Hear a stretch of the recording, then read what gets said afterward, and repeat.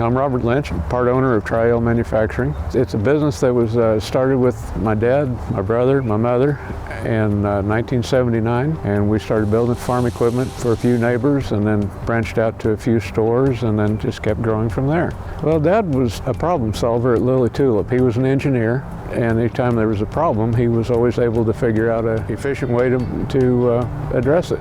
We had someone come in and bale some round bales, and we didn't have any way to move them. Dad built a 3-point spike for our equipment to move ours, and then sold a few to the neighbors. He's taught me a lot on product design and how it works. As our business expanded, the customer base expanded, and we kept, just adding product as needed.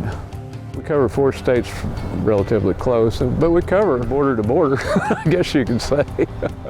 On the material coming in, make sure it's top quality and to standards, and check the parts as they go through different processing on the shop. And it's just a second nature. Check everything as you go, and you've got to make sure everything fits and everything's up to par. If you keep everything in-house, you're keeping the quality up for our product, and it's as good as you can make. We have to cater to our customers, what their needs are. That's who our real boss is. The bale accumulator is just kind of, guy came to us with, can you do this? And we tried. My favorite thing about the entire business is seeing your products in use and in the field. Driving down the road and you see somebody that's out using one of your products, it just kind of makes you feel good about it.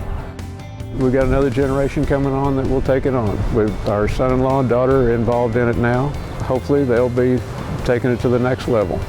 My name is Brett Reether. I'm the CFO for Tri-L Manufacturing. I started in 2015. I am an accountant by trade. I think the future of Tri-L, we rely heavily on customer service. That's very important to us. As the industry changes or as different areas may change, what our customers are looking for and what becomes important to them, we really have a close relationship with them to try to fit their needs and help them. The Tri-L relationship with MFA is a phenomenal relationship.